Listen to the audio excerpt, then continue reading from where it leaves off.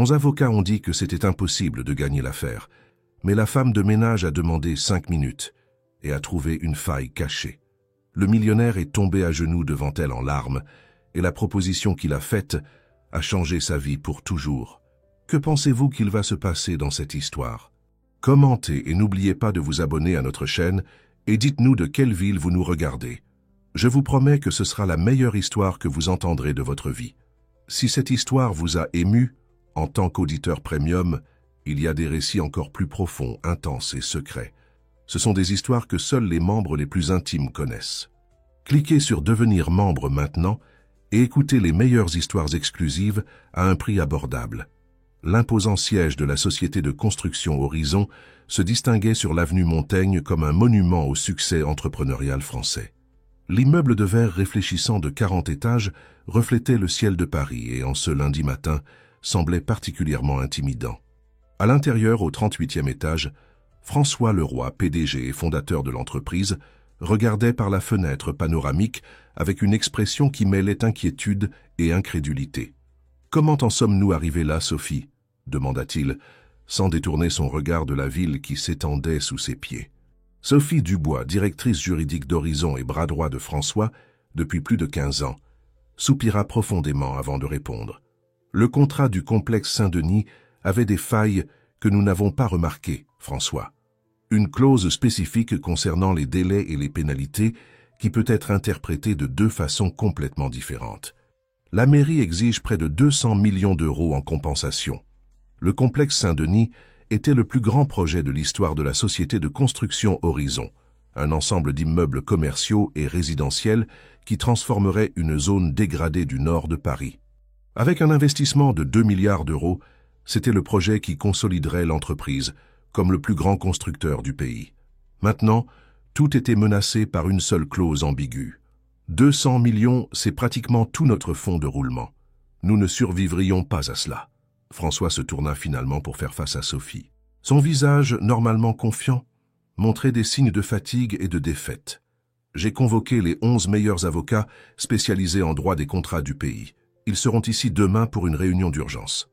Tandis que la haute direction de l'entreprise discutait à l'étage supérieur, au sous-sol du même bâtiment, Marcel Dupont, le chef d'entretien, organisait son équipe pour la journée. À 58 ans, avec des cheveux grisonnants et des mains calleuses par le travail, Marcel avait un visage qui portait autant la sagesse que les marques des difficultés qu'il avait affrontées dans la vie. « Jeanne, tu seras responsable des étages 15 à 20. Monsieur Clément, vous vous occupez des toilettes du rez-de-chaussée et de la réception. Je vais m'occuper des étages de la direction aujourd'hui. » Après avoir distribué les tâches à l'équipe de nettoyage, Marcel prit son chariot avec produits et équipements et se dirigea vers les ascenseurs de service. Pendant qu'il attendait, son esprit vagabondait vers un temps lointain, quand il était encore un jeune homme plein de rêves dans la campagne de Bourgogne. Marcel Dupont n'était pas seulement un agent d'entretien, c'était un homme qui portait une histoire de renoncement et de possibilités non réalisées. Fils d'agriculteur modeste de Beaune, Marcel avait été le premier de sa famille à réussir le concours d'entrée à l'université. Il avait obtenu une place en droit à l'université de Dijon, mais le rêve n'avait duré que 3 semestres. Quand son père était tombé malade, il avait dû abandonner ses études pour aider à subvenir aux besoins de sa famille. Il s'était installé à Paris à la recherche de meilleures opportunités et, après des années de travaux temporaires, il avait obtenu l'emploi de chef d'entretien à la société de construction Horizon, où il travaillait depuis près de 20 ans.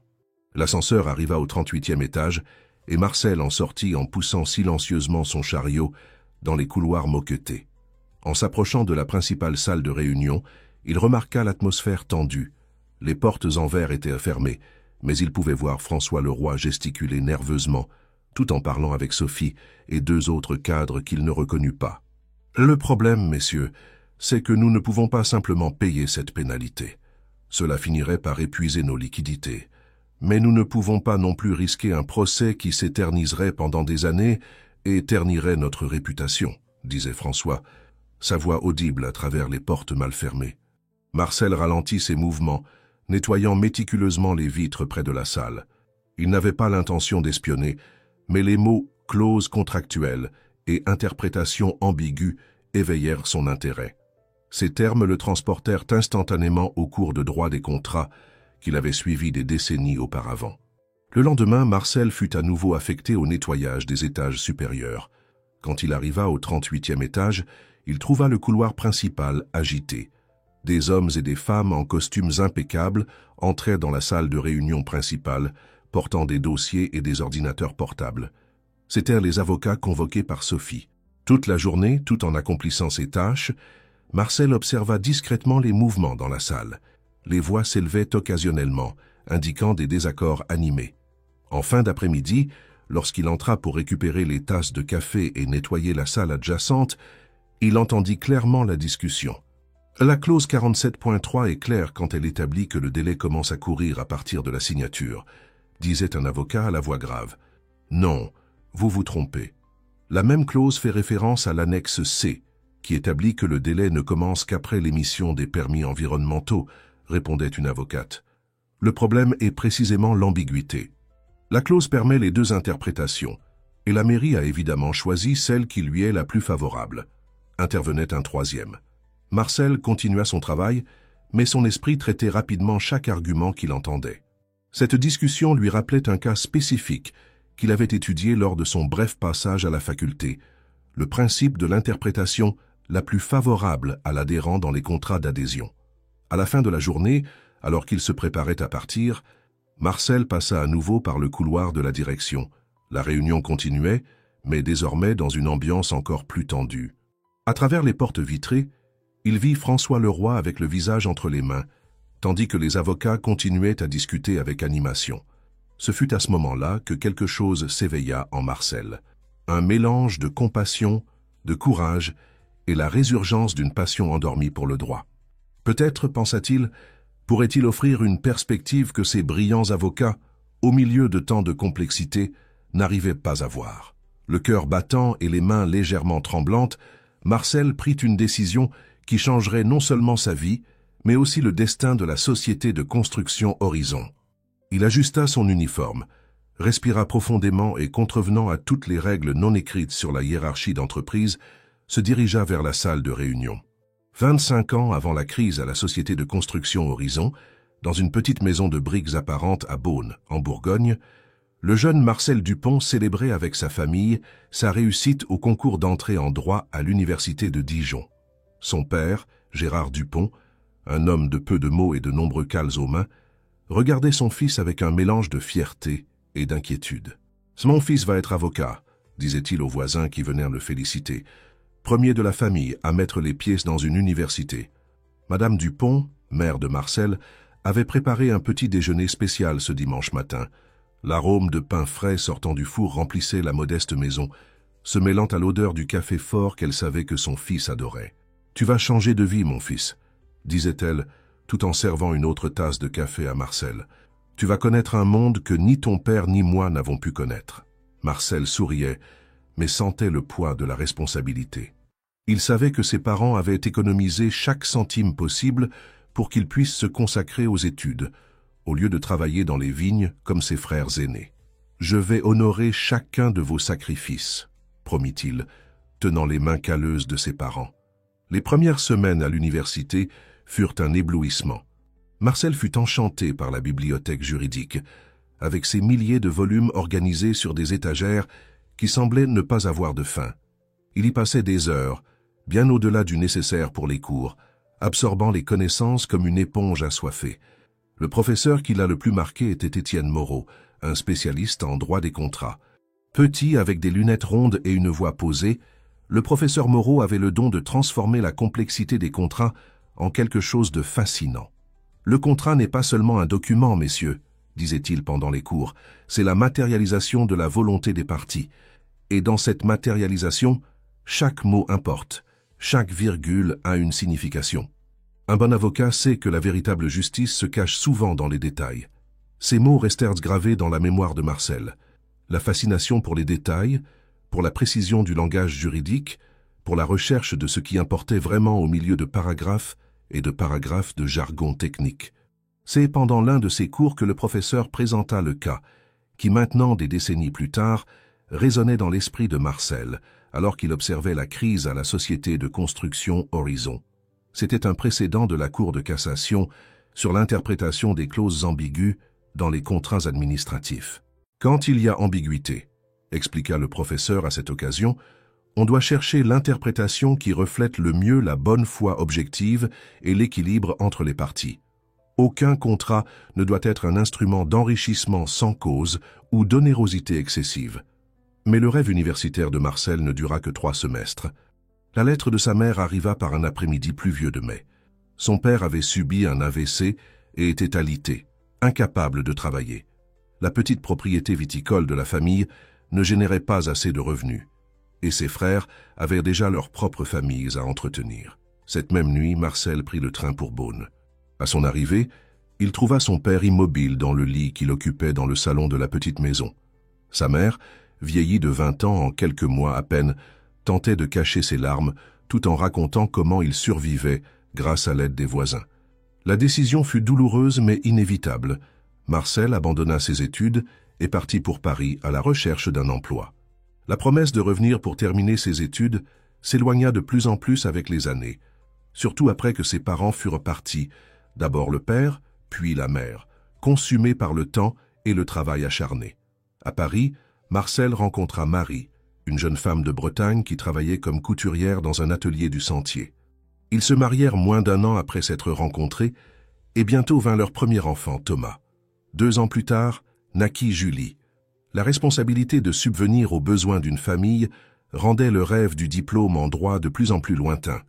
Pendant ce temps, à la même période où Marcel construisait sa vie simple, François Leroy faisait ses premiers pas dans le monde des affaires. Fils d'un entrepreneur du secteur immobilier, François avait eu accès aux meilleures écoles et universités. Il était diplômé d'ingénierie civile de l'École centrale de Paris et avait complété sa formation avec un MBA à Harvard. À son retour en France, au lieu de reprendre les affaires de son père, il décida de fonder sa propre entreprise. La société de construction Horizon naquit dans un petit bureau loué, avec seulement 3 employés. La vision de François était ambitieuse, transformer l'entreprise en la plus grande société de construction du pays en 15 ans. Le premier grand contrat arriva 2 ans après la fondation, lorsque Horizon remporta un appel d'offres pour construire un ensemble résidentiel dans la banlieue est de Paris. Le projet fut livré avant la date prévue et avec une qualité supérieure à celle exigée, établissant la réputation de l'entreprise sur le marché. C'est à cette époque que Marcel Dupont, après être passé par divers emplois temporaires, obtint le poste de chef d'entretien à la société de construction Horizon, qui commençait déjà à s'étendre. Pour lui, ce fut une bénédiction, salaire fixe, contrat à durée indéterminée, mutuelle pour la famille. Ce n'était pas le rêve de devenir avocat, mais cela offrait la stabilité dont il avait tant besoin. Au fil des ans, tandis qu'Horizon croissait vertigineusement, Marcel construisait sa vie avec dignité et dévouement. Il réussit à acheter une maison modeste en banlieue parisienne, vit ses enfants terminer le lycée et entrer à l'université. Thomas en ingénierie et Julie en médecine, tous deux avec des bourses d'études complètes. Il était fier d'avoir donné à ses enfants les opportunités qu'il n'avait pas pu saisir lui-même. Mais l'amour du droit ne l'avait jamais quitté. Dans les rares moments libres, Marcel fréquentait la bibliothèque municipale de son quartier, où il lisait des ouvrages juridiques. Il suivait les grandes affaires dans les journaux, regardait les transmissions des procès de la Cour de cassation à la télévision. C'était sa façon de maintenir vivante la flamme d'un rêve interrompu. Et maintenant, des décennies après ses cours du professeur Moreau, Marcel se trouvait face à une situation où ses connaissances, acquises de manière fragmentée et autodidacte, pourraient faire la différence. Tout en nettoyant les couloirs du 38e étage, il entendait les arguments sophistiqués des avocats engagés et percevait qu'au milieu de tant de complexité, ils perdèrent de vue quelque chose de fondamental. La clause qui générait tant de polémiques, la 47.3 du contrat avec la mairie pour le complexe Saint-Denis, parlait de délai et de pénalité. Les avocats discutaient si le délai commençait à compter à partir de la signature du contrat ou de l'émission des permis environnementaux. Mais Marcel, avec son regard simple et direct, perçut quelque chose que personne n'avait mentionné, la définition même de permis environnementaux dans le contrat. Dans l'annexe mentionnée par les avocats, il y avait une liste spécifique de 5 permis, considérés comme essentiels pour le début des travaux. Marcel remarqua, d'après les arguments qu'il entendait, que les avocats considéraient tous les permis environnementaux possibles, y compris certains qui ne figuraient pas sur cette liste spécifique. C'était un détail, mais cela pourrait faire toute la différence dans l'interprétation de la clause. Et c'est avec cette intuition que Marcel, l'agent d'entretien qui avait un jour rêvé d'être avocat, décida de briser les barrières invisibles de la hiérarchie d'entreprise et d'entrer dans cette salle de réunion où le destin de la société de construction Horizon était en train d'être décidé. La salle de réunion du 38e étage de la société de construction Horizon était plongée dans une atmosphère de tension palpable. 11 avocats, chacun avec son costume impeccable et son curriculum impressionnant, discutaient avec ardeur, tandis que François Leroy et Sophie Dubois observaient avec des expressions qui mêlaient épuisement et désespoir. La table ovale en bois noble était couverte de documents, d'ordinateurs portables ouverts et de tasses de café à moitié vides. Avec tout le respect que je vous dois, Maître Laurent, votre interprétation ignore complètement le précédent de la Cour de cassation dans l'affaire Société de construction Rivière contre Ville de Marseille, argumentait une avocate aux cheveux gris attachés en un chignon sévère. Maître Élise, ce précédent ne s'applique pas ici car les circonstances sont complètement différentes, répliqua Maître Laurent, ajustant ses lunettes avec impatience. Dans l'affaire Rivière, il y avait une clause expresse sur la force majeure qui n'existe pas dans notre contrat. Le problème n'est pas celui-là, interrompit un troisième avocat, se levant. La question centrale est de savoir si la clause 47.3 peut être interprétée comme une condition suspensive ou comme un terme initial pour le décompte du délai. Tandis que les spécialistes continuaient leur débat technique, la porte de la salle s'ouvrit silencieusement. Marcel entra en poussant son chariot de nettoyage, essayant de passer inaperçu. Normalement, il aurait attendu la fin de la réunion pour faire le ménage, mais quelque chose en lui le poussait à être là à ce moment précis. « Excusez-moi », dit-il à voix basse, se dirigeant vers une table latérale où quelques tasses vides étaient empilées. Personne ne sembla remarquer sa présence initialement. Les avocats continuaient leur discussion, les voix se superposant les unes aux autres dans un crescendo d'arguments techniques. Marcel collectait les tasses, mais ses oreilles étaient attentives à chaque mot. La mairie profite de l'ambiguïté de la clause pour imposer une pénalité disproportionnée, disait Sophie, passant sa main dans ses cheveux dans un geste de frustration. 200 millions pour un retard qui n'a même pas été causé par nous, mais par le retard dans l'émission des permis. Le problème est que la clause permet cette interprétation, répondit l'un des avocats, feuilletant le contrat. Elle dit que le délai pour l'achèvement de la première phase sera de 24 mois, compté à partir de l'émission des permis environnementaux nécessaires, comme détaillé dans l'annexe C. Mais à aucun moment, elle ne précise quels sont ces permis. C'est à ce moment que Marcel, qui était sur le point de quitter la salle, s'arrêta. Son cœur s'accéléra. Il savait quelque chose à propos de cette annexe, quelque chose qu'il avait entendu pendant les jours où il nettoyait la salle, tandis que les avocats discutaient. L'annexe C contenait une liste spécifique de permis, mais personne ne semblait consulter ce document en particulier. « Pardonnez mon intrusion », dit Marcel, se tournant vers le groupe. Sa voix sortit plus ferme qu'il ne l'avait espéré. 11 pères Dieu se tournèrent vers lui, certains surpris, d'autres irrités par l'interruption. « Qui êtes-vous » demanda Maître Laurent, avec un ton qui rendait claire son indignation face à la présence d'un agent d'entretien au milieu d'une discussion si importante. « Je m'appelle Marcel Dupont. Je suis chef d'entretien ici depuis 20 ans, répondit-il, sentant son visage brûler de nervosité, mais déterminé à continuer.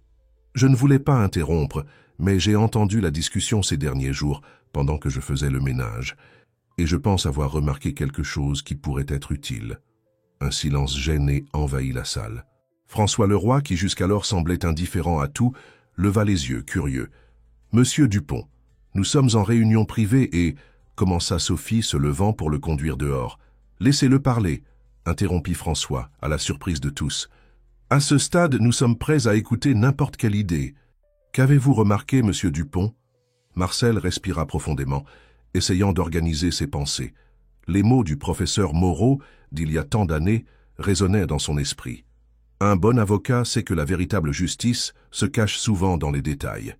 J'ai entendu parler de l'annexe C qui liste les permis environnementaux nécessaires. Hier, quand je nettoyais la salle à côté, j'ai vu cette annexe ouverte sur l'ordinateur de Madame Dubois. Elle liste spécifiquement 5 permis. le permis préalable de la direction de l'environnement de la ville, le permis de construire, l'autorisation d'abattage de végétation, l'autorisation d'utilisation des ressources hydrauliques et l'avis technique des pompiers. Marcel fit une pause, regardant les visages surpris autour de lui. Ce que je veux dire, c'est que le contrat ne parle pas de tous les permis environnementaux possibles, mais des permis environnementaux nécessaires, comme détaillé dans l'annexe C. Si la mairie compte le délai à partir de l'émission de permis qui ne sont pas sur cette liste spécifique, alors elle va peut-être à l'encontre des termes mêmes du contrat. Un silence absolu s'empara de la salle. Les avocats se regardèrent, certains gênés, d'autres intrigués. Sophie fut la première à réagir, feuilletant rapidement un dossier jusqu'à trouver le document mentionné. « Il a raison », dit-elle après quelques secondes, la voix chargée de surprise. L'annexe C liste exactement ces 5 permis comme nécessaires pour le début des travaux. Et la mairie inclut dans le décompte l'autorisation de l'aviation civile, qui ne figure pas sur cette liste. Maître Laurent prit le document des mains de Sophie et l'examina soigneusement. « Comment n'avons-nous pas vu cela avant ?» murmura-t-il, plus pour lui-même que pour les autres. Parfois, quand on se perd dans les complexités, les détails les plus simples et directs passent inaperçus, répondit Marcel, citant presque littéralement une phrase qu'il avait entendue tant de fois dans les cours du professeur Moreau. François Leroy se leva lentement de sa chaise, regardant Marcel avec une expression qui mêlait curiosité et admiration. « Monsieur Dupont, comment savez-vous tant sur l'interprétation des contrats ?» Marcel hésita un moment, se sentant soudain exposé. Il n'était pas habitué à être le centre d'attention, encore moins dans une salle pleine de personnes avec des diplômes et des titres dont il ne pouvait que rêver. J'ai commencé des études de droit quand j'étais jeune à l'université de Dijon. Je n'ai pas pu terminer. J'ai dû abandonner au 3e semestre pour aider ma famille, mais je n'ai jamais perdu l'intérêt pour le sujet. Je lis encore beaucoup quand je peux. » François hocha lentement la tête, traitant l'information. Puis, à la surprise de tous, il tira une chaise vide et l'offrit à Marcel. « Asseyez-vous avec nous, s'il vous plaît. Je veux entendre ce que vous pensez de cette clause. » L'invitation provoqua diverses réactions dans la salle. Certains avocats semblaient mal à l'aise, d'autres curieux. Sophie avait une expression indécise, comme si elle ne savait pas si elle approuvait ou non cette rupture de protocole. Mais le regard de François ne laissait aucun doute. Il était sincèrement intéressé par ce que Marcel avait à dire. Avec un mélange de nervosité et de fierté, Marcel s'assit à la table, ajustant l'uniforme d'agent d'entretien qui n'avait jamais paru aussi déplacé qu'à ce moment-là. Mais bientôt le malaise initial céda la place à une sensation longtemps oubliée, celle de débattre de questions juridiques, d'appliquer des connaissances qu'il avait acquises tant dans ses brèves années d'université que dans ses lectures autodidactes. « Si vous me permettez, » commença-t-il, « je pense que nous pouvons renforcer encore cet argument en utilisant le principe de l'interprétation la plus favorable à l'adhérent en cas de clauses ambiguës. Considérant que le contrat a été rédigé par la mairie et non par la société de construction Horizon, toute ambiguïté devrait être interprétée en faveur de l'entreprise et non de l'administration publique. » Maître Laurent, qui semblait initialement le plus gêné par la présence de Marcel, fut le premier à être d'accord. « Monsieur Dupont a absolument raison. L'article 1190 du Code civil est clair à ce sujet, et il existe une jurisprudence établie appliquant ce principe même dans les contrats administratifs lorsqu'il s'agit de clauses ambiguës. Peu à peu, la dynamique de la réunion changea complètement. Ce qui était auparavant un débat animé et apparemment sans solution se transforma en une discussion productive, centrée sur la stratégie suggérée par Marcel. Les avocats commencèrent à construire une défense solide, basée sur l'interprétation littérale de l'annexe C, complétée par le principe de l'interprétation la plus favorable en cas d'ambiguïté. Tandis que la réunion se poursuivait dans l'après-midi, François observait avec un intérêt croissant non seulement l'évolution de la stratégie juridique, mais aussi la transformation qui se produisait dans cette salle. Un simple agent d'entretien sans diplôme ni statut avait brisé des barrières invisibles et contribuait maintenant de manière significative à la solution d'un problème qui menaçait l'existence même de l'entreprise. Quand la réunion prit finalement fin, il était déjà plus de 9 heures du soir. Les avocats partirent avec une stratégie définie et un nouvel élan. Marcel, qui aurait dû terminer son service à 5 heures de l'après-midi, se préparait à sortir discrètement quand il sentit une main sur son épaule. « Monsieur Dupont, » dit François Leroy, J'aimerais beaucoup discuter davantage avec vous. Avez-vous quelques minutes? Le bureau de François Leroy occupait tout le coin nord-est du 39e étage. Avec des fenêtres du sol au plafond, il offrait une vue panoramique de Paris qui, à cette heure de la nuit, présentait un tapis de lumière s'étendant à perte de vue. Marcel n'y était jamais entré. Le nettoyage de cet espace était sous la responsabilité de Jeanne, qui commentait toujours le luxe et l'organisation impeccable du lieu. « Asseyez-vous, je vous prie », dit François, indiquant un fauteuil en cuir caramel devant son bureau. Marcel hésita brièvement avant de s'installer. Il se sentait déplacé dans cet environnement, avec son uniforme simple, contrastant avec le mobilier élégant et les œuvres d'art contemporains qui décorèrent les murs. « Un café? Ou préférez-vous quelque chose de plus fort? »« J'ai un excellent whisky écossais », proposa François, se dirigeant vers un petit bar dans le coin de la pièce. « Un café sera parfait, merci », répondit Marcel. L'idée de boire du whisky avec le PDG de l'entreprise où il travaillait comme agent d'entretien semblait trop surréaliste. François prépara 2 tasses de café dans une machine sophistiquée et en tendit une à Marcel, avant de s'asseoir dans le fauteuil à côté, au lieu d'occuper sa place derrière l'imposant bureau de travail. « Monsieur Dupont, je dois vous remercier, » commença-t-il, après une gorgée de café. « Vous venez peut-être de sauver mon entreprise. » Marcel sentit son visage chauffer. « Je n'ai rien fait d'extraordinaire, monsieur Leroy. J'ai juste remarqué un détail qui était à la vue de tous. »« C'est exactement le point, » répondit François, se penchant en avant. « Il était à la vue de tous, mais vous seul avez réussi à le voir. Il y avait 11 des meilleurs avocats du pays dans cette salle, des gens qui facturent 5 000 € l'heure de consultation, et aucun d'eux n'a vu ce que vous avez vu. » Il y eut un moment de silence pendant que tous deux buvaient leur café, chacun absorbé dans ses propres pensées. « Vous avez dit que vous avez étudié le droit, mais que vous n'avez pas pu terminer, » continua François. « Puis-je demander pourquoi ?»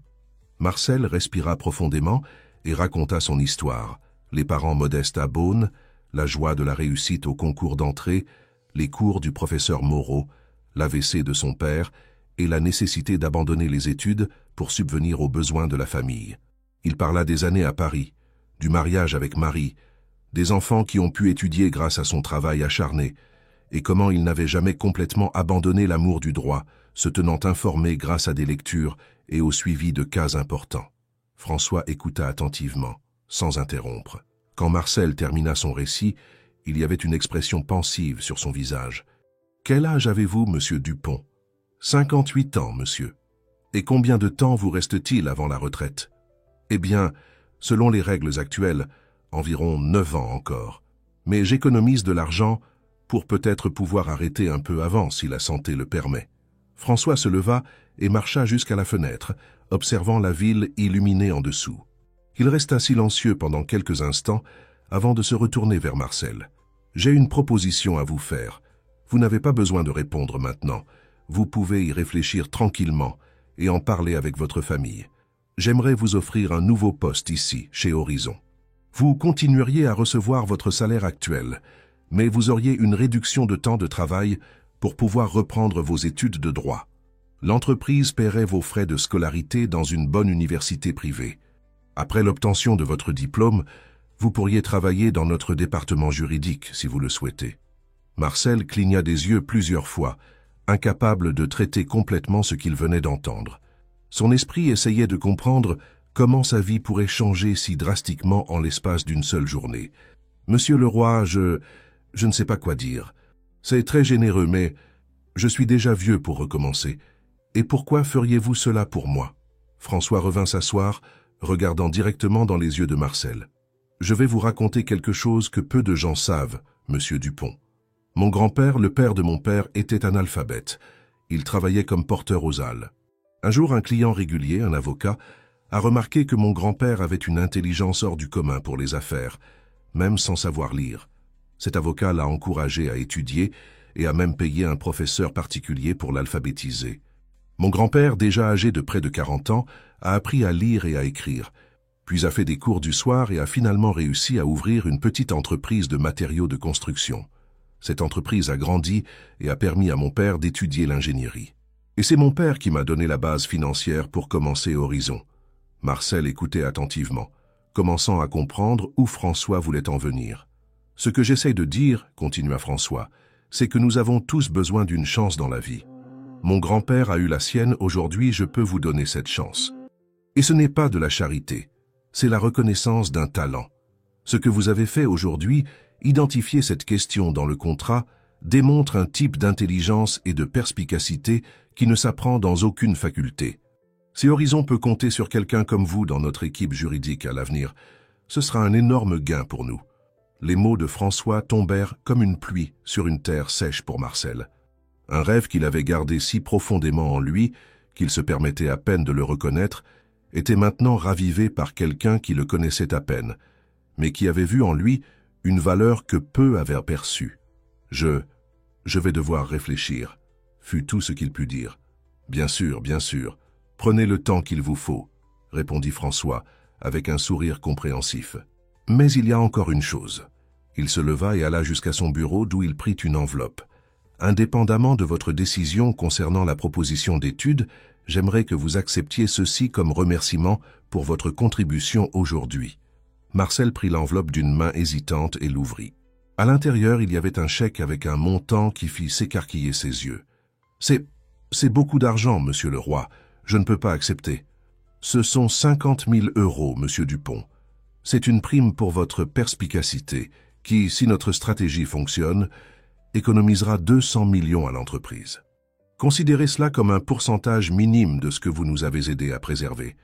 Et c'est simplement juste, n'importe quel consultant qui nous aurait offert cette solution aurait facturé beaucoup plus. Marcel regardait le chèque, abasourdi. C'était plus d'argent qu'il n'en avait jamais vu de toute sa vie.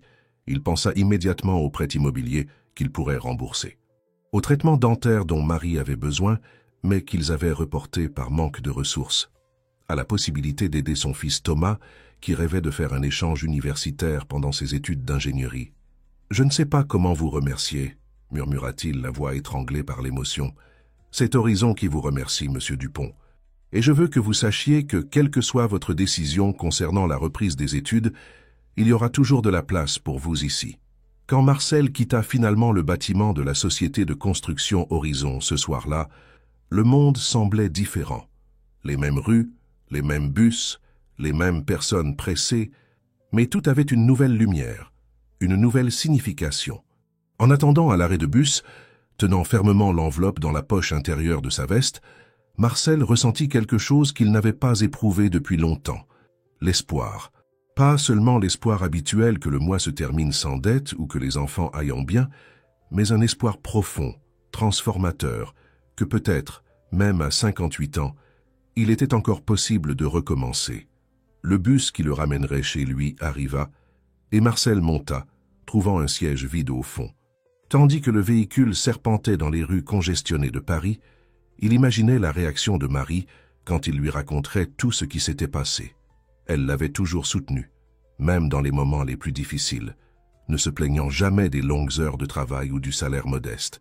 Elle méritait de partager ce moment de victoire. En arrivant chez lui, dans le quartier de Saint-Denis, en banlieue parisienne, il trouva Marie dans la cuisine, préparant le dîner. L'arôme de cassoulet et de pain frais remplissait l'environnement simple, mais accueillant. Julie, la fille cadette, était à la table du salon concentrée sur ses livres de médecine. « Papa, tu rentres tard aujourd'hui. Il s'est passé quelque chose ?» demanda-t-elle, levant les yeux de ses études. Marcel sourit, essayant encore d'organiser ses pensées pour raconter l'incroyable histoire de cette journée. « Il s'est passé, ma fille. Il s'est passé beaucoup de choses. » Marie apparut à la porte de la cuisine, s'essuyant les mains sur son tablier. « Marcel, j'étais inquiète. Tu n'es jamais en retard sans prévenir. » Il s'approcha de sa femme et l'étreignit fortement, la prenant par surprise.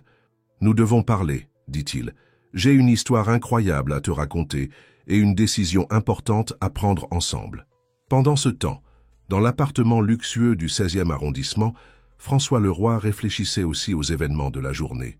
La rencontre avec Marcel avait éveillé quelque chose en lui.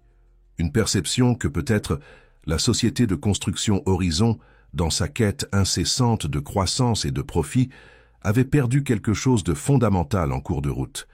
La capacité de valoriser l'être humain dans son essence, indépendamment des titres ou des positions.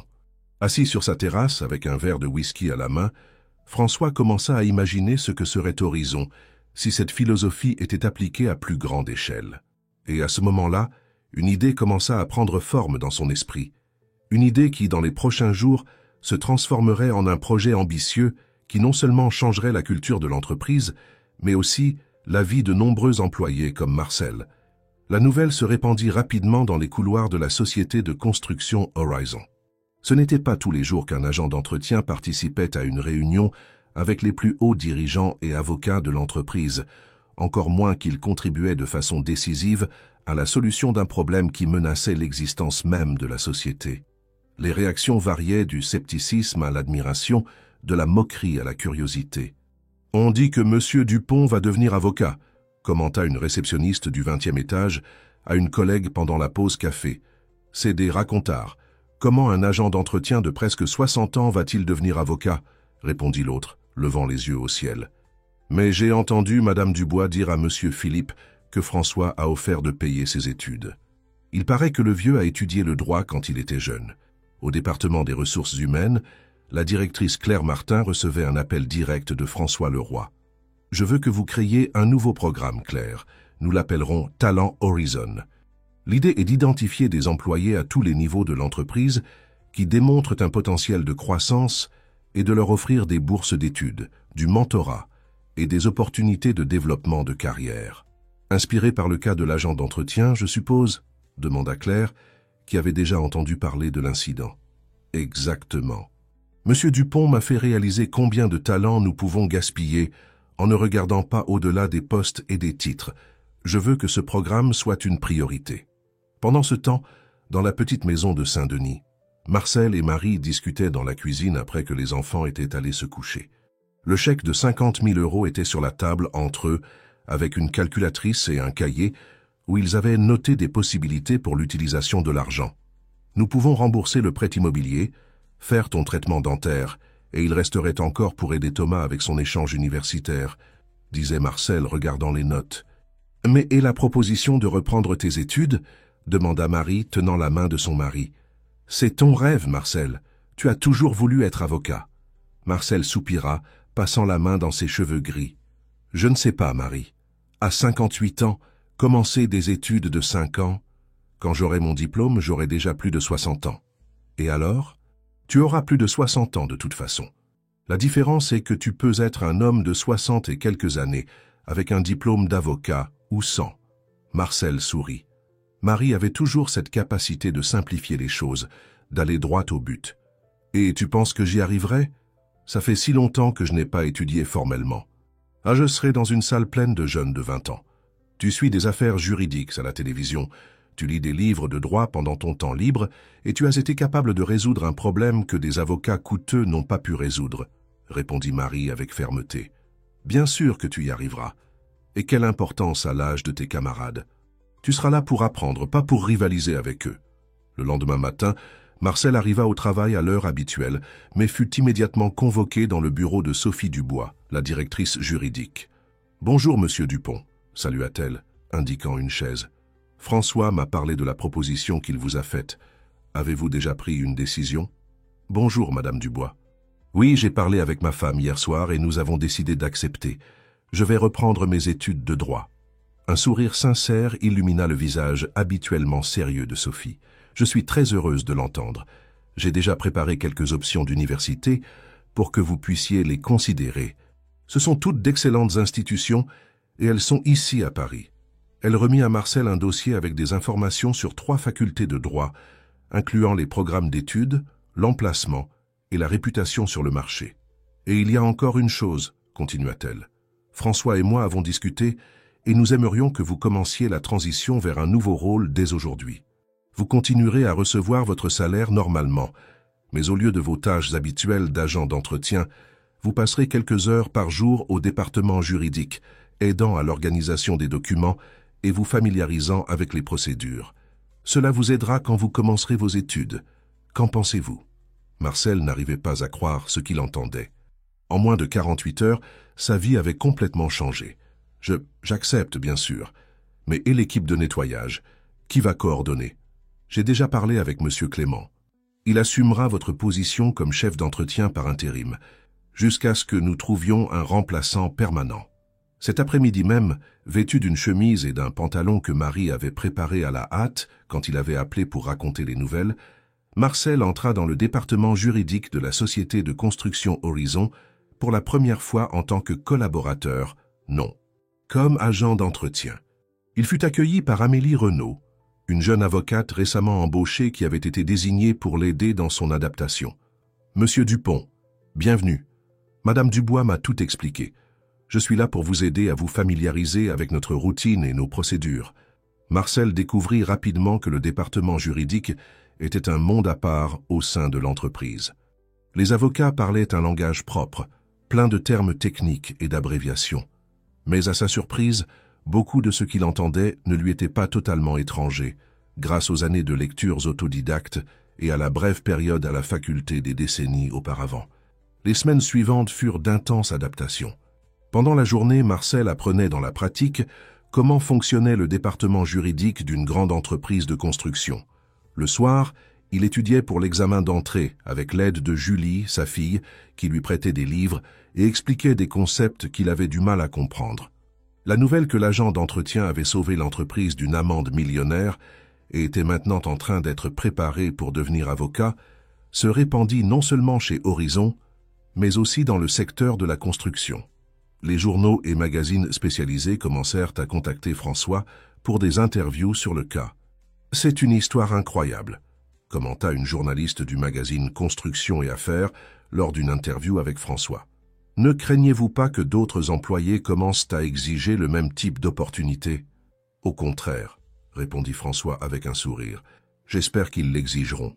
Nous lançons le programme Talents Horizon, précisément pour identifier et développer des potentiels à tous les niveaux de l'entreprise.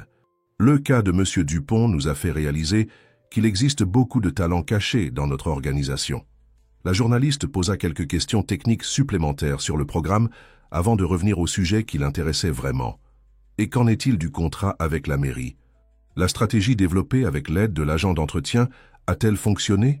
François sourit à nouveau, cette fois avec un air de triomphe contenu. « Je ne peux pas entrer dans les détails des accords en cours, mais je peux dire que nous sommes très confiants dans notre position. L'interprétation proposée par M. Dupont a été validée par notre équipe juridique et présentée à la mairie. Les négociations avancent de manière positive. Ce que François ne révéla pas dans l'interview, c'est qu'en réalité, la mairie avait déjà accepté de réduire l'amende de 200 millions à seulement 20 millions, reconnaissant l'ambiguïté de la clause et la liste spécifique de permis dans l'annexe C. C'était une victoire gigantesque pour Horizon, qui pourrait maintenant continuer avec le projet du complexe Saint-Denis sans compromettre sa santé financière. 3 mois après la fameuse réunion qui avait changé sa vie, Marcel était assis dans une salle de classe de la faculté de droit d'Assa, l'une des plus prestigieuses du pays. À 58 ans, il était de loin l'étudiant le plus âgé du premier semestre. À côté de lui, des jeunes qui pourraient être ses petits-enfants prenaient des notes sur des ordinateurs portables modernes, tandis qu'il préférait le traditionnel cahier et stylo. Le droit, mesdames et messieurs, est bien plus que mémoriser des lois et des codes, disait le professeur lors du premier cours d'introduction à l'étude du droit. C'est comprendre l'esprit derrière la lettre de la loi, c'est chercher la justice même, quand elle semble cachée par des technicités et du jargon. Marcel sourit, se rappelant les mots similaires du professeur Moreau, tant d'années auparavant, en Bourgogne. Pendant un moment, il se sentit transporté dans le temps, comme si les 35 ans qui séparèrent son premier contact avec le droit et ce nouveau départ n'avaient jamais existé. Au début, certains jeunes camarades regardaient avec curiosité ou même avec un certain dédain le vieux de la classe. Mais bientôt, l'histoire de Marcel se répandit dans la faculté. L'agent d'entretien, qui avait sauvé l'une des plus grandes entreprises de construction du pays avec ses connaissances juridiques, et qui réalisait maintenant son rêve de devenir avocat. D'objet de curiosité, Marcel devint respecté et même recherché par d'autres étudiants qui voulaient entendre ses expériences. Pendant ce temps, à la société de construction Horizon, le programme Talents Horizon commençait à porter ses premiers fruits. Inspiré par l'histoire de Marcel, des employés de tous les départements et niveaux hiérarchiques s'inscrivirent pour participer. Une réceptionniste du 15e étage se révéla être une brillante analyste de données et commença à étudier l'informatique avec une bourse complète de l'entreprise. Un chauffeur qui avait toujours démontré une habileté avec les chiffres fut découvert et orienté vers des études de comptabilité, avec la promesse d'un poste au département financier après l'obtention de son diplôme. La culture de l'entreprise commença à changer. Les barrières invisibles qui séparaient les docteurs des employés ordinaires commencèrent à s'estomper. Les idées commencèrent à être valorisées pour leur mérite, non par le poste de celui qui les proposait. Et au centre de cette transformation se trouvait l'histoire de Marcel Dupont, l'agent d'entretien qui rêvait d'être avocat et qui, avec une simple observation, avait sauvé la société de construction Horizon. 6 mois après le début de ce voyage, François Leroy invita Marcel à déjeuner dans un restaurant sophistiqué du centre de Paris. Tandis qu'ils attendaient le plat principal, François leva son verre pour un toast. Au nouveau départ, monsieur Dupont, et aux personnes qui nous rappellent ce qui compte vraiment dans la vie. Marcel retourna le toast, souriant. Aux opportunités, monsieur Leroy, et à ceux qui ont le courage de les offrir. Tout n'était pas rose, cependant, sur le chemin de transformation de la société de construction Horizon. Comme on pouvait s'y attendre, des changements profonds dans la culture d'une entreprise rencontrent toujours des résistances, surtout parmi ceux qui bénéficiaient du statu quo antérieur. Charles-Édouard Rousseau, directeur financier d'Horizon et membre du conseil d'administration depuis plus de 2 décennies, observait avec un malaise croissant les changements mis en œuvre par François.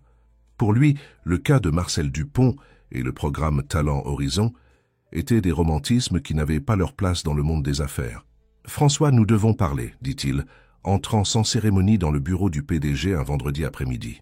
Je viens de recevoir les chiffres du 2e trimestre et le coût du programme Talent Horizon dépasse largement le budget prévu. » François leva les yeux des documents qu'il analysait et indiqua une chaise à Charles-Édouard. « Asseyez-vous, Charles. Quels sont les chiffres ? Nous investissons près de 2 millions par trimestre dans ce programme. Ce sont des bourses d'études, des heures de travail réduites, tout en maintenant des salaires intégraux, l'embauche de remplaçants temporaires, sans parler du temps que les managers consacrent au mentorat. C'est insoutenable. » François se renversa dans son fauteuil, observant le directeur financier calmement. « Et combien avons-nous économisé dans l'affaire du complexe Saint-Denis grâce à l'intervention de M. Dupont ?» Charles-Édouard ajusta ses lunettes, mal à l'aise. « C'était un cas isolé, François.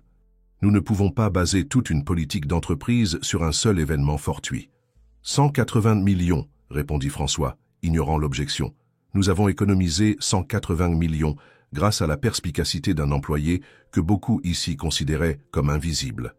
Cela suffirait à financer le programme Talent Horizon pendant plus de 20 ans, même avec les coûts actuels. Quand même, le Conseil est préoccupé. Les actionnaires se demandent si ce n'est pas une utilisation excessivement libérale des ressources de l'entreprise. » François se leva et marcha jusqu'à la fenêtre, observant l'horizon de Paris pendant quelques instants avant de se retourner vers Charles-Édouard. « Savez-vous ce que j'ai découvert récemment, Charles ? Notre taux de rotation du personnel a chuté de 30% au cours des 6 derniers mois. La productivité a augmenté dans presque tous les départements. Nous avons reçu plus de 200 curriculum vitae spontanés de professionnels de haut niveau qui veulent travailler ici à cause de notre nouvelle culture. Cela a-t-il de la valeur ou non ? » Le directeur financier s'agita sur sa chaise, visiblement mal à l'aise. « Les chiffres sont les chiffres, François, et les chiffres montrent que nous dépensons beaucoup pour un programme qui bénéficie à relativement peu d'employés. »« Pour l'instant, » répondit François avec fermeté, « mais l'impact positif se répand dans toute l'organisation. Quand les gens sentent qu'ils sont valorisés et qu'ils ont de réelles opportunités de croissance, ils travaillent mieux, s'engagent davantage, innovent plus. » La discussion se poursuivit pendant un certain temps, avec Charles-Édouard présentant des tableurs et des graphiques qui montraient l'impact financier du programme, et François opposant des indicateurs moins tangibles, mais tout aussi importants, comme l'engagement, le climat organisationnel et la réputation de l'entreprise sur le marché. À la fin, il était clair qu'il ne parviendrait pas à un consensus à ce moment-là. Charles-Édouard quitta le bureau déterminé à porter ses préoccupations au Conseil lors de la prochaine réunion. François, quant à lui, savait qu'il aurait besoin d'alliés forts pour défendre sa vision. Pendant ce temps, étranger à ces luttes de pouvoir dans les hautes sphères de l'entreprise, Marcel affrontait ses propres défis. Concilier le travail au département juridique avec les études à la faculté s'avérait plus difficile qu'il ne l'avait initialement imaginé. « Je suis épuisé, Marie. » confessa-t-il à sa femme un soir, après être revenu d'un cours particulièrement intense sur le droit constitutionnel. Parfois, je me demande si je n'ai pas été arrogant de penser que je pourrais faire cela à mon âge. Marie, qui tricotait une couverture pour son futur petit-fils, Julie avait annoncé sa grossesse la semaine précédente, regarda son mari avec un mélange d'affection et de fermeté. « Tu es fatigué, pas incapable. Ce sont des choses différentes. Tu te souviens de ce que tu m'as dit quand Thomas est né et que nous ne dormions pas plus de 2 heures d'affilée? Que la fatigue passe, mais les réalisations restent. » Marcel sourit, se rappelant ces temps difficiles, mais heureux, quand ils étaient de jeunes parents inexpérimentés. « Tu as raison, comme toujours. C'est juste qu'il y a tant de choses à étudier, tant de nouveaux termes, tant de jurisprudence à mémoriser, et certains des jeunes de la faculté semblent tout absorber si facilement. Et combien de ces jeunes ont ton expérience de vie? Combien ont déjà résolu un problème juridique réel, qui a sauvé une entreprise d'une crise financière? La confiance de Marie dans ses capacités était un baume pour Marcel. Cela avait toujours été ainsi depuis qu'ils s'étaient rencontrés. Elle voyait en lui des qualités qu'il ne reconnaissait pas lui-même. Le lendemain, à la société de construction Horizon, Marcel fut surpris de recevoir une invitation à participer à une réunion avec tout le département juridique. Sophie Dubois, la directrice juridique, voulait son avis sur un nouveau contrat qui était en cours de négociation avec un fournisseur. « Monsieur Dupont, j'aimerais que vous regardiez cette clause spécifique, » dit-elle, lui passant un document pendant la réunion. Quelque chose me semble étrange dans la rédaction, mais je n'arrive pas à identifier exactement quoi. Marcel sentit les regards de tous les avocats présents se tourner vers lui. Certains exprimaient un intérêt sincère, d'autres dissimulaient à peine leur scepticisme. Il ajusta ses lunettes de lecture et examina soigneusement le document. « Madame Dubois, le problème est dans la conjonction « ou » dans ce paragraphe, dit-il après quelques minutes d'analyse. De la façon dont c'est rédigé, le fournisseur pourrait interpréter qu'il doit remplir seulement l'une des 3 conditions énumérées, et non pas toutes. Il serait plus sûr de remplacer par « et » ou de restructurer complètement la phrase pour préciser clairement que les 3 conditions sont cumulatives. Sophie relut le passage indiqué et acquiesça, impressionnée. « Parfait, monsieur Dupont. C'était exactement ce qui me dérangeait, mais je ne l'avais pas identifié aussi clairement. Nous allons ajuster cela immédiatement. » Cette petite victoire professionnelle donna à Marcel un nouvel élan. Peut-être que Marie avait raison. Son expérience de vie et son regard exercé pour les détails étaient des avantages qui compensaient le manque de jeunesse et l'énergie de ses collègues plus jeunes. Pendant ce temps, au conseil d'administration de la société de construction Horizon, la bataille politique s'intensifiait. Charles-Édouard avait convaincu 3 autres administrateurs que le programme Talent Horizon était un gaspillage de ressources et devrait être drastiquement réduit, voire supprimé. François, quant à lui, était déterminé à défendre le programme qu'il considérait comme le plus grand héritage de sa gestion. Il convoqua une réunion extraordinaire du Conseil et prépara une présentation détaillée sur les bénéfices tangibles et intangibles de l'initiative. La veille de la réunion décisive, il eut une idée. Il inviterait Marcel Dupont à partager son expérience personnelle avec les administrateurs. Qui mieux que lui pour illustrer le potentiel inexploité que le programme cherchait à développer? Moi? Parler au conseil? Marcel fut visiblement nerveux lorsque François l'invita. « Monsieur le roi, je ne sais pas si je suis la personne la plus indiquée. C'est exactement le contraire, monsieur Dupont. Vous êtes la personne parfaite. Votre histoire est la preuve vivante de ce que nous essayons de construire ici chez Horizon. » Le lendemain, la salle du conseil était au complet. 8 administrateurs, dont Charles-Édouard, attendaient le début de la réunion avec des expressions qui variaient de la curiosité à l'impatience. François entra, suivi par Marcel, qui portait un costume simple mais élégant, un cadeau de Thomas et Julie, quand ils avaient appris que leur père avait été accepté à la faculté. « Messieurs les administrateurs, » commença François, « avant de commencer notre discussion sur le programme Talent Horizon, j'aimerais vous présenter quelqu'un que beaucoup connaissent de nom, mais que peu ont eu l'occasion de rencontrer personnellement, Marcel Dupont. » Marcel fit un pas en avant, sentant le poids des regards sur lui. Un instant, son esprit revint à cette première fois où il avait osé intervenir dans la réunion des avocats, des mois auparavant. La même insécurité initiale, le même cœur qui battait la chamade.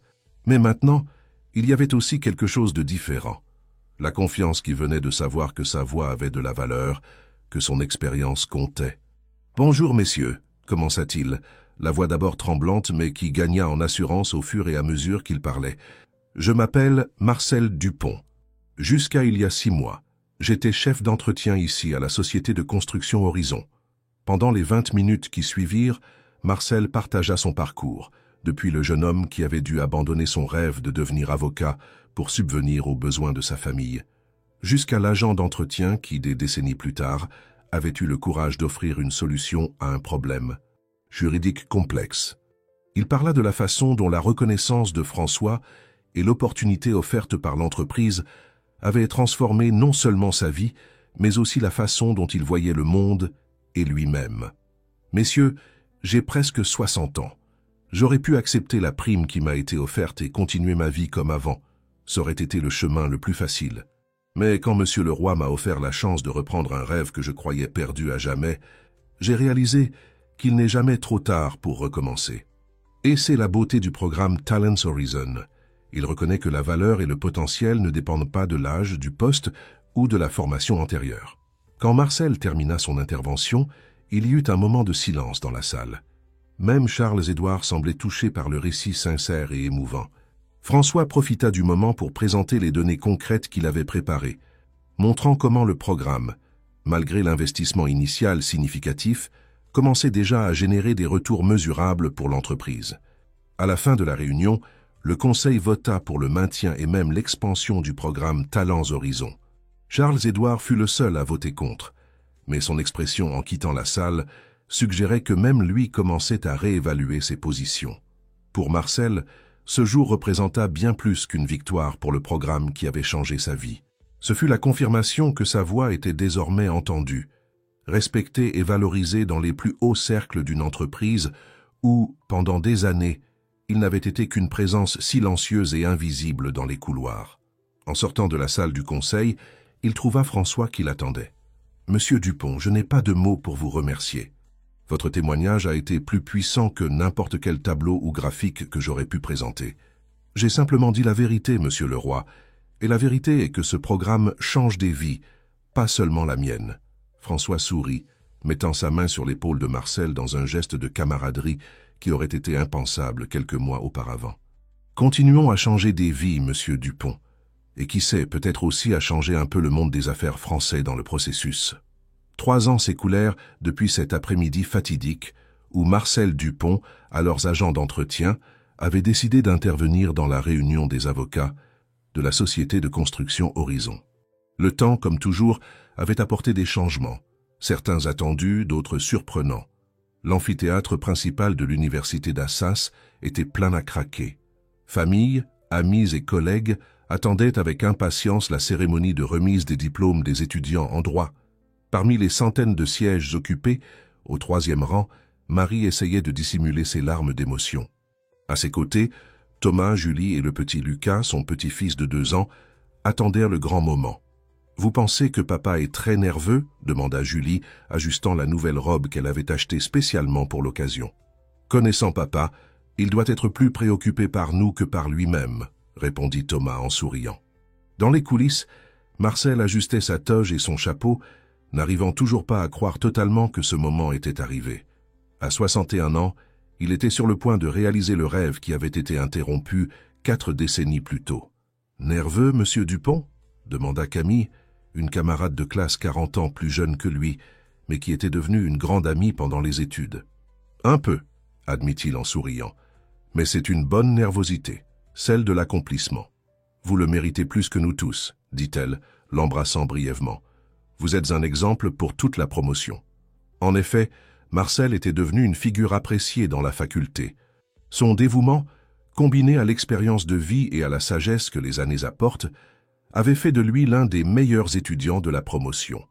Il n'était pas rare que de jeunes étudiants viennent lui demander conseil, tant sur des questions académiques que personnelles. Lorsque son nom fut appelé pour recevoir le diplôme, l'amphithéâtre explosa en applaudissements. Ce n'étaient pas seulement ses proches qui célébraient. Une partie significative du public était composée d'employés de la société de construction Horizon, des cadres comme François et Sophie, jusqu'aux agents d'entretien, réceptionnistes et agents de sécurité qui étaient venus honorer le collègue devenu un symbole de transformation dans l'entreprise. En quittant l'estrade avec son diplôme en main, Marcel ressentit une émotion qu'il n'aurait pu traduire en mots. Il regarda le public et vit Marie qui pleurait maintenant ouvertement, les enfants qui applaudissaient debout, le petit Lucas imitant ses parents sans vraiment comprendre ce qui se passait. Il vit François Leroy, qui était devenu non seulement un mentor, mais un véritable ami au cours de ces années, applaudissant avec une fierté presque paternelle. Et il vit, à sa surprise, des dizaines de visages familiers des couloirs d'Horizon, des personnes avec qui il avait travaillé pendant des années et qui étaient maintenant là pour célébrer sa réussite. Après la cérémonie, une réception fut organisée dans le grand salon de l'université. Tandis qu'il conversait avec des camarades et des professeurs, Marcel fut abordé par un vieil homme qu'il ne reconnut pas immédiatement. « Félicitations pour votre diplôme, maître Dupont », dit l'homme lui tendant la main. En le regardant plus attentivement, Marcel sentit son cœur s'accélérer. Ses lunettes rondes, cette voix posée et distinctive. « Professeur Moreau ?» demanda-t-il incrédule. « Lui-même » répondit le vieux professeur souriant. « Quand j'ai lu votre histoire dans le journal, il y a quelques années, j'ai eu peine à y croire. Mon étudiant du premier semestre qui avait dû abandonner le cours, revenant des décennies plus tard et devenant un exemple pour tous. Je ne pouvais pas manquer votre remise de diplôme. Étienne Moreau, le professeur de droit des contrats, qui avait tant inspiré le jeune Marcel à l'université de Dijon, était maintenant là, à 85 ans, pour témoigner de la concrétisation de ce rêve interrompu. Professeur, vous n'imaginez pas à quel point vos cours m'ont marqué. Je me souviens encore de vos paroles sur l'importance des détails dans les contrats.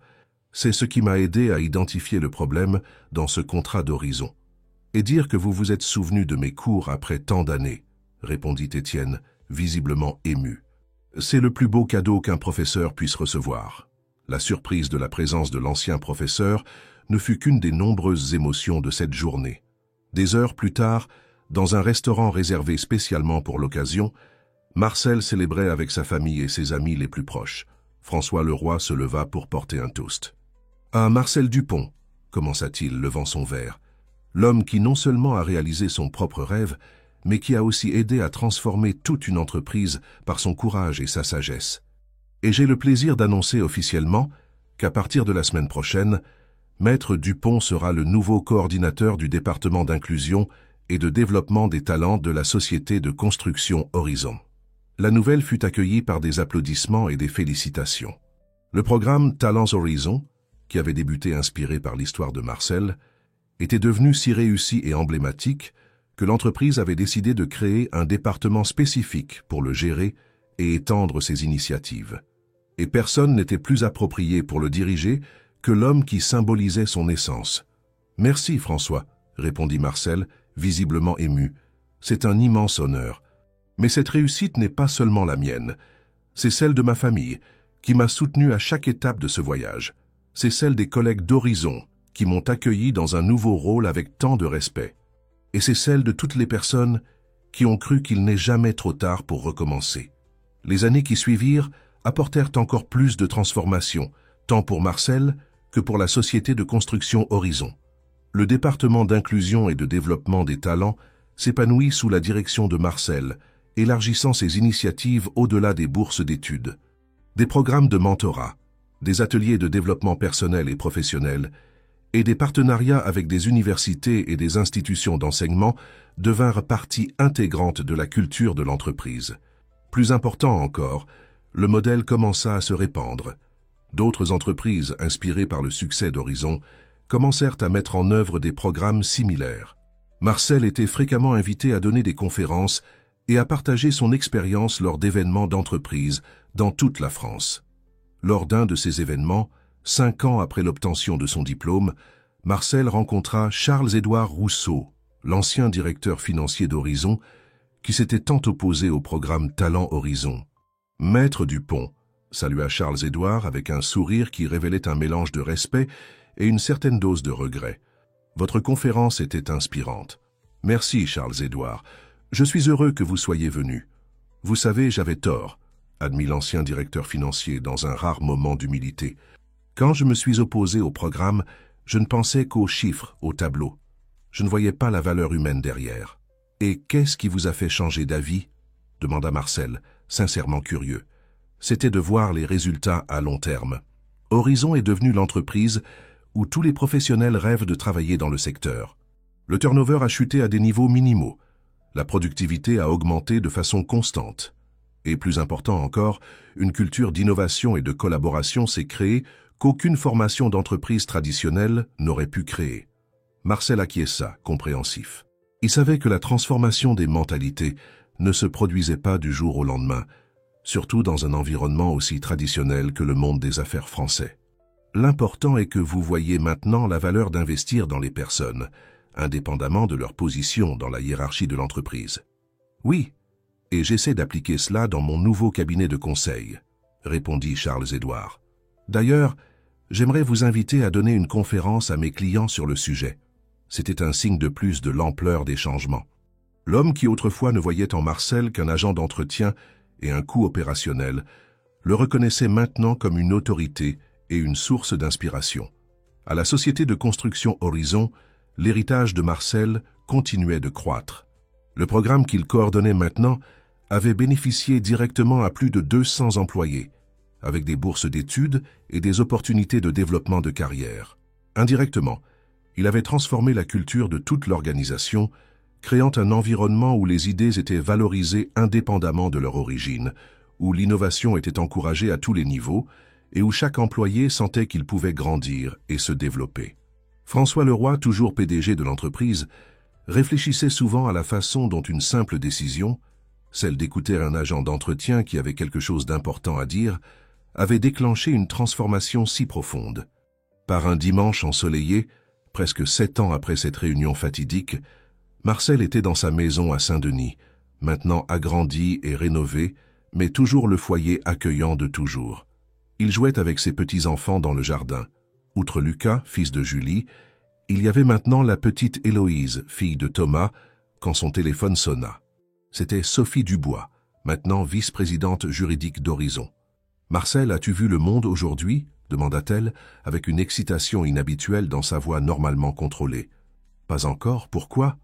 Horizon a été élu meilleure entreprise où travailler en France, pour la 3e année consécutive. Et le programme que tu coordonnes a été souligné comme le principal différenciateur de l'entreprise. Marcel sourit, observant ses petits-enfants jouer, inconscients de la conversation et de l'importance de cette nouvelle. C'est merveilleux, Sophie. Nous avons beaucoup à célébrer lundi. Oui, mais il y a plus, continua-t-elle. Ton portrait est en une du cahier économie. D'agent d'entretien à avocat, comment Marcel Dupont transforme la culture d'entreprise française. En raccrochant, Marcel s'assit sur un banc du jardin, contemplant le chemin qu'il avait parcouru.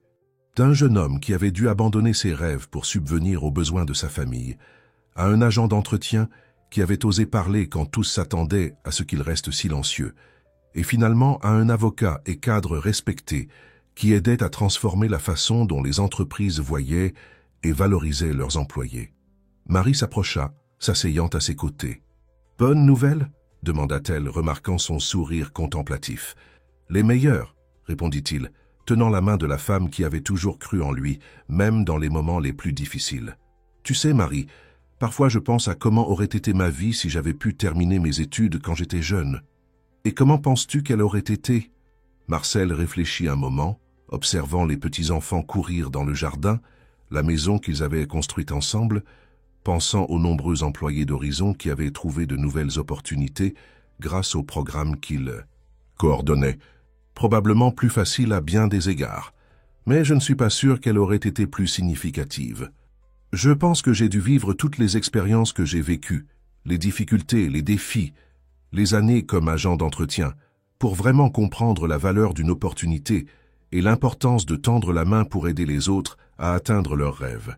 Marie appuya sa tête sur son épaule, dans un geste de complicité construit au fil des décennies. « Tu as toujours été spécial, Marcel.